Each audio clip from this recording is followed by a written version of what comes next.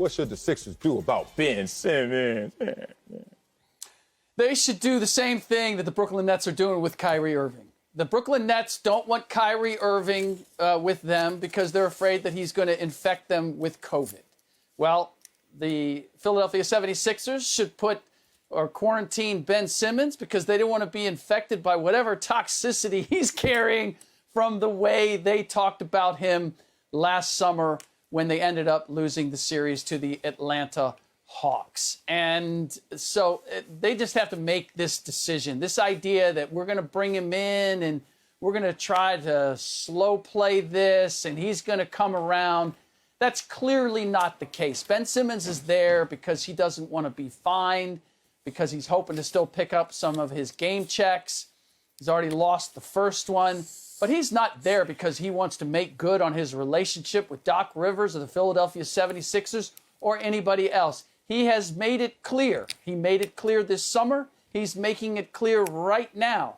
He does not want to be there. So they should take the simple approach. If you're not with us, then you can't be with us. And whether it's you decide to fine him and suspend him and he says, well, I'm showing up, and you're saying, well, but you're not participating the way somebody who's showing up needs to, you can figure out the finances.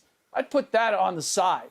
The reality is the Philadelphia 76ers still have expectations of playing for a title. They still have the talent to be in that conversation in the Eastern Conference. And at this point, it's addition by subtraction. General Manager Daryl Morey has to get off this idea that he's going to get equal return back for any deal with Ben Simmons. Move him for what you can get and move on. Whew. Well, we rarely start the show with me and you agreeing, Rick, but we do today. I agree that the only choice that they have at this point is to keep him away from the team. It's not a quarantine situation exactly, but we've seen this before where they're working on a trade for someone and they just tell them not to show up until it's done. Now, Ben Simmons is going to lose money if he chooses not to show up, so they'll probably have to work out something with Rich Paul and the team on how they're going to keep him away and continue paying him because, you know, at the end of the day, this is money and the reason why he's there. But there's a lot of blame to go around in this situation. I'm normally on a player's side. This is not one of those times where I'm going to be on Ben Simmons' side. I think that there's blame to give to the organization for allowing it to get to this point.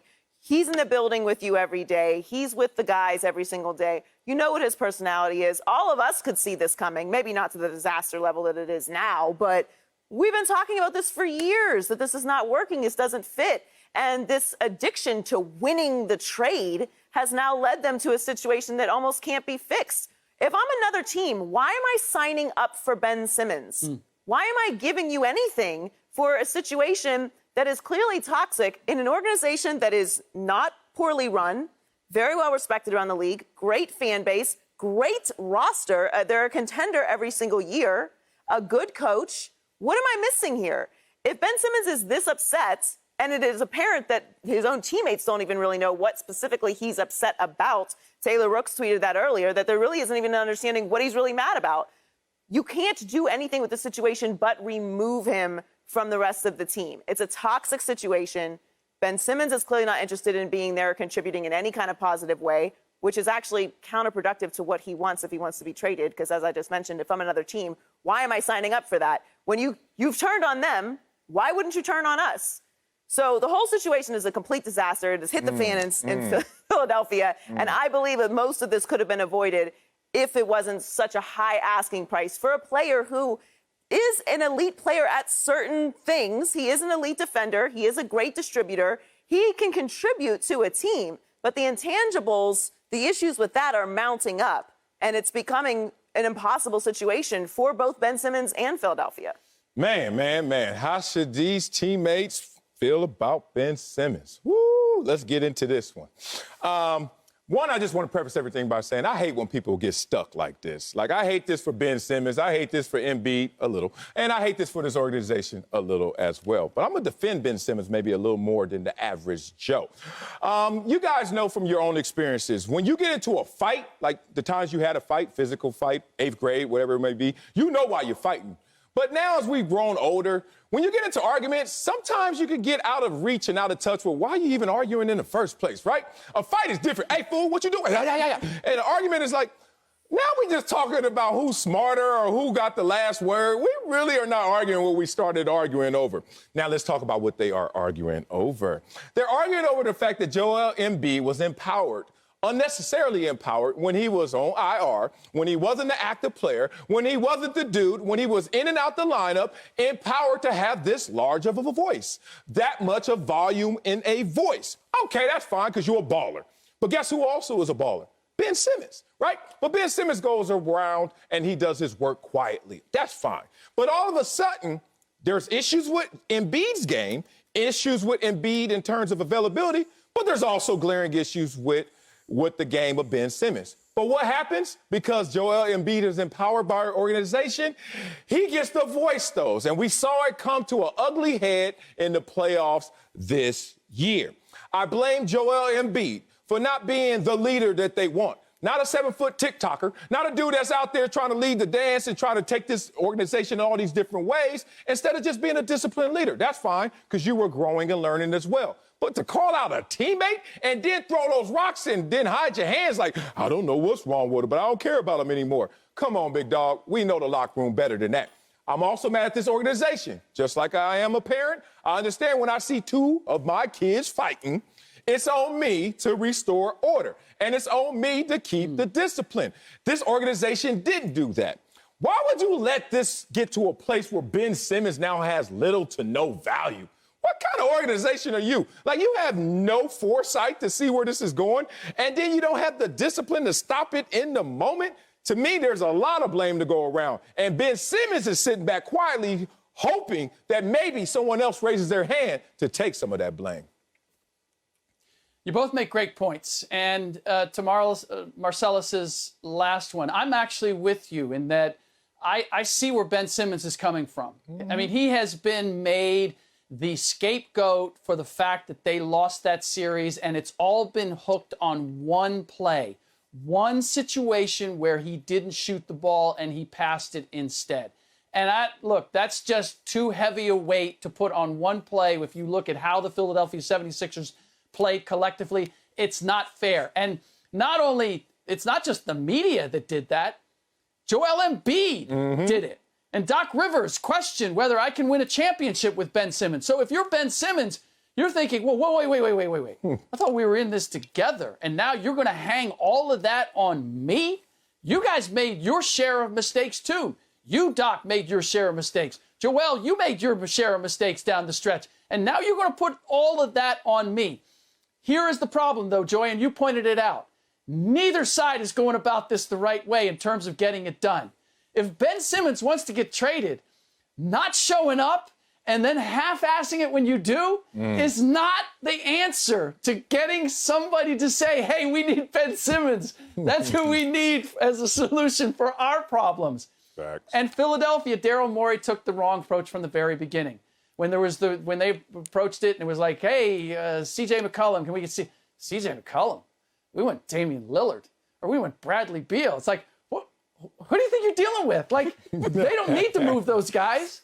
You need to move Ben Simmons. Right. So you're not working from a position of leverage. Why are you putting the bar that high? Now you're stuck because you put the bar that high. So they've both created a problem. And that's why, Marcellus, what do you do when your kids are they're just going at each other, and it's to the point where they're both redlining? There's no talking sense to anybody. You separate them. You got to give them a You break. have them go and cool off, and that's what needs to happen here. They can come back together at some other point and settle their differences, hopefully when they're with different organizations. But for right now, there's no coming together. Like, Doc Rivers is cracking me up with this. Yeah, we threw him out of practice today, but who knows? Maybe tomorrow he'll show up and he'll be 100%. It's like, you guys got to come to the reality. This has not been working.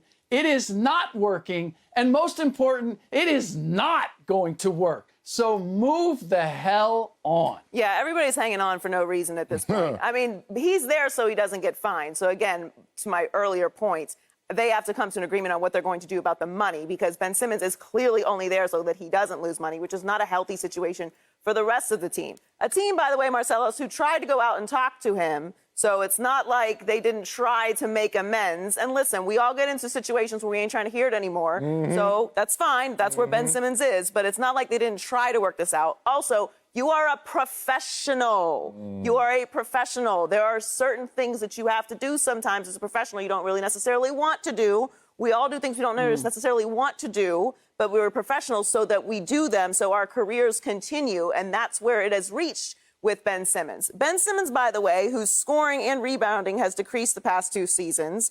He shot 34.2% from the free throw line in the playoffs. That's 25 for 73 from the line. He attempted 3 fourth-quarter field goals in 7-game conference semifinals loss to the Hawks. No fourth-quarter field goal attempts in the final 4 games combined. So even though it didn't come down to that last shot was a defining moment for his performance in that series. So really? No, it's not about that particular shot. No, it's not about just Ben Simmons. No, it's not just about Daryl Morey trying to get way more than he can get for Ben Simmons and working not from a place of leverage. This is a very nuanced conversation, and it is falling at the feet of Ben Simmons. However, optics are important. And if Ben Simmons doesn't want this to fall at his feet, then he has to, at this point, either say, let's work it out. I won't be there with my toxicity. You guys can move forward with the rest of the team. Or I'm going to show up. I'm going to be a professional. I'm going to compartmentalize how I feel about the situation and show a good face so that I can move on to an organization, which is what I want to do, and clearly what the Sixers are trying to do. Got to help each other in this situation. Wow. Okay, Joel up here victim blaming. Ben Simmons is the victim. And now you're going to come up here and blame him. I don't know how you just heard that. I didn't say not one thing about nobody's victim, nothing. And nobody There's gonna lots of remember all millions that. of dollars being exchanged here. There's no victims in this situation. You're right. And there are no victims. So there's accountability that needs to be shared. And Ben Simmons doesn't need the lion's share of this accountability. Oh, I hate when people publicly clap at you and then privately want to apologize. No. I need all of that clapping to be the same volume as that apology. Don't you try and go underground. We're going to take the private jet out. Where you at, Ben? We're going to apologize. Nobody going to know. Man, stop. Miss me, bro. And it's crazy because Ben Simmons, like, everybody know what I'm bad at.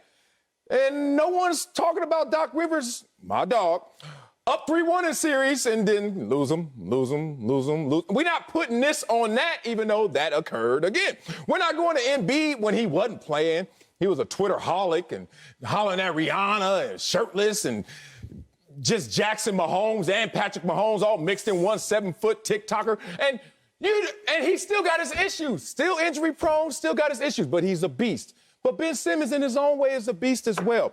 What I hate about this situation is because they're just staying married for the kids. Like, they basically like, look, I don't like you really.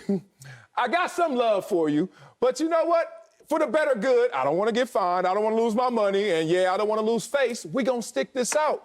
But stick it out and go where? That's the problem. So until everyone raises their hand as high as Ben Simmons is forced to raise his, this situation won't be resolved.